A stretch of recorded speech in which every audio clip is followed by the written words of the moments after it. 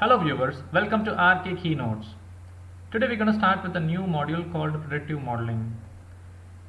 In this module we're going to learn what is predictive modeling and its types, variable identification, how to perform univariate and bivariate analysis, how to treat missing values in your data set, and how to treat outliers, that is the values which are out of range, and finally how to do variable transformation. So these are the topics we're going to learn throughout this module. First, let's understand what is predictive modeling. Predictive modeling is all about data.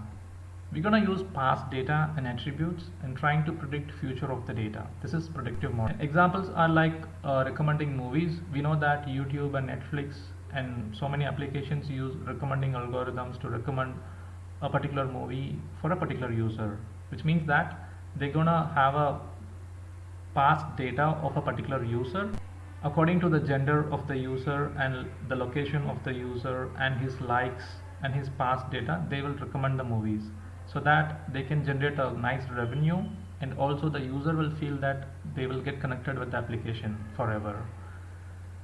And the next thing is stock market. Stock market, there will be so many analysts and they will analyze the details of a particular company, like last month, last year growth, and then according to that they will predict that what will be the next month growth and the next year's growth and how much to invest and all these things. So predictive modeling is applied in almost all the industries. Let's understand the types of predictive modeling.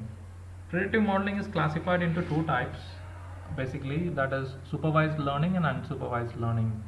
In supervised learning we'll be given a past data and target variable is also given, and in unsupervised learning we don't have no past data and no target variable will be given. For example, Google News clustering.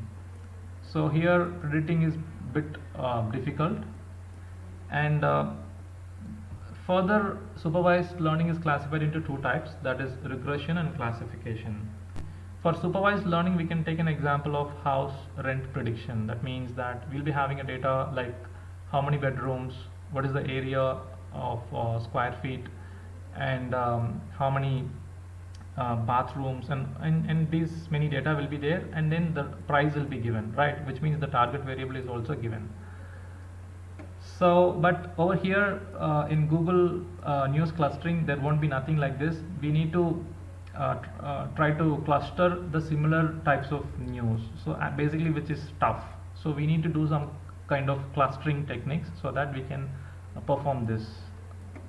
And over here in regression and classification, in regression target variable will be continuous in nature. Continuous, we have already seen what is continuous and categorical. So continuous in the sense we can say this house rent prediction is there, right? For example, there will be a table, serial number, house type, apartment or single home, and then there will be how many bedrooms and bathrooms, kitchen, and all these details will be given. Finally rent will be given like 8,000, 9,000, 10,000, 20,000. So this price is actually continuous in nature. All right. When it comes to classification, here the target variable is discrete in nature. Discrete in the sense we can consider that a person is having a COVID or not. So which means that yes or no, right? If he is tested positive, then it is yes or no, right? So which means zeros and one. So throughout the table we will be having a target variable as 0 or 1. So this is called as classification.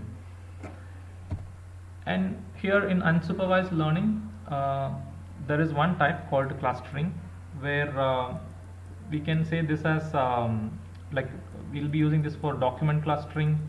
So we'll be having extracting information from different clusters. This is also called as data mining actually. And like segmentation, market segmentation is also an example for this. And in the upcoming sessions we are going to explore few algorithms based in regression, classification, and clustering. So over there you will get the clear picture of all these things. Hope you understood what is predictive modeling and its types. And in the next session, we will talk about variable identification. Hope you liked this. Thanks for watching the video.